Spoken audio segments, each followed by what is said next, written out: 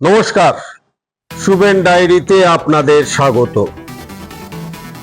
দেশের প্রধানমন্ত্রী নরেন্দ্র মোদী আলিপুর দুয়ারে এসে 26-এর বিধানসভা নির্বাচনের ঘণ্টাটা বাজিয়ে গেলেন।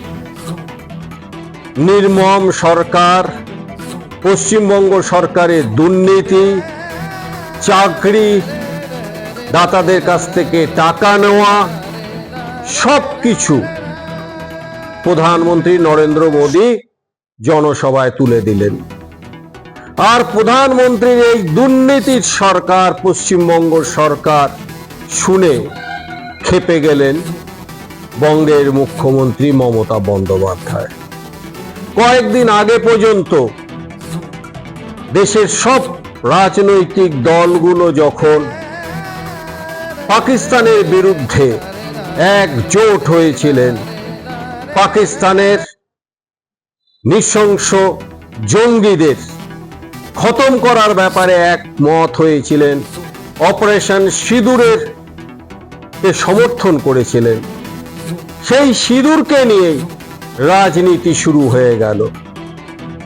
স্বাভাবিকভাবে মোদী অপারেশন সিঁদুরকে রাজনৈতিক এক হাতিয়ার যখন তৈরি করছেন, তখন বঙ্গের মুখ্যমন্ত্রী নরেন্দ্র মোদীর উদ্দেশ্যে জানালেন তিনি পশ্চিমবঙ্গে এসছেন সিঁদুর বেচতে।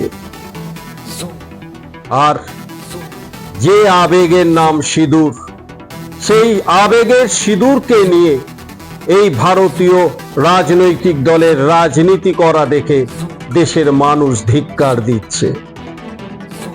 বঙ্গ বিজেপি রাজ্য সভাপতি হুঁশিয়ার দিচ্ছেন যে ভারত দেখিয়ে দিয়েছে পাকিস্তানে ঢুকে অপারেশন সিঁদুরের মাধ্যমে কিভাবে খতম করতে হয় জঙ্গিদের, ঠিক একইভাবে অপারেশন সিঁদুর বেঙ্গল করে তারা দেখিয়ে দেবেন কিভাবে বাংলা থেকে তৃণমূলকে মুছে দেওয়া যায়।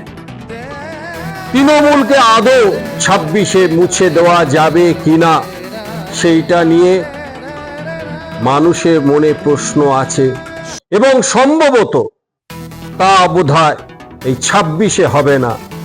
কিন্তু বঙ্গের মুখ্যমন্ত্রীর একটা ভাষা নিয়ে, ব্যক্তিগত আক্রমণ নিয়ে মানুষ কিন্তু ধিক্কার জানাচ্ছেন। তিনি প্রধানমন্ত্রী নরেন্দ্র মোদীর উদ্দেশ্যে বলেছেন যে আমাদের প্রধানমন্ত্রী নরেন্দ্র মোদী নিজের স্ত্রীকে কি সিঁদুর পরান? এই ব্যক্তিগত কেচ্ছা, ব্যক্তিগত আক্রমণ মমতার, এইটা কিন্তু কোনো মানুষ মেনে নিচ্ছে না। যেমন মেনে নিচ্ছে না বঙ্গ বিজেপি রাজ্য সভাপতি সুকান্ত মজুমদারের বক্তব্য। কিন্তু এটাই হচ্ছে ভারতীয় রাজনীতি। তারা দেশের আবেগ, দেশের সম্মানকে নিয়েও রাজনীতি খেলতে যেমন জানেন, তেমন রাজনীতি করতে গিয়ে একে অপরের বিরুদ্ধে কেচ্ছাকেও তুলে আনতে পিছু পা হন না। साथियों, पश्चिम बंगाल को अब हिंसा की, तुष्टीकरण की, दंगों की, महिला अत्याचार की, घोटालों की राजनीति से मुक्ति चाहिए।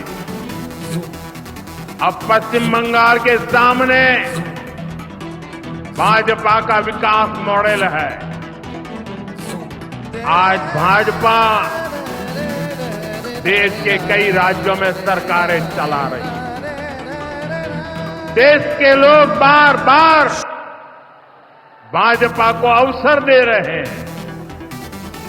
पड़ोस में असम हो, त्रिपुरा हो या फिर ओडिशा, यहां भाजपा सरकारें तेजी से विकास कार्यों में जुटी है।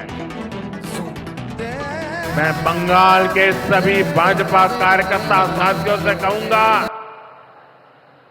हमें कमर कसकर तैयार रहना है। हमारे सामने एक बड़ी चुनौती है। कि लोकतंत्र पर पश्चिम बंगाल की जनता के विश्वास को फिर से कैसे बहाल करें। हमें पश्चिम बंगाल के हर परिवार को सुरक्षा की, सुशासन की और समृद्धि की गारंटी देनी है। इसके लिए आने वाले दिनों में अपने प्रयासों को हमें और तेज करना होगा। নমস্কার, দেখতে থাকুন শুভেন ডায়েরি। ভালো লাগলে সাবস্ক্রাইব করবেন, শেয়ার করবেন।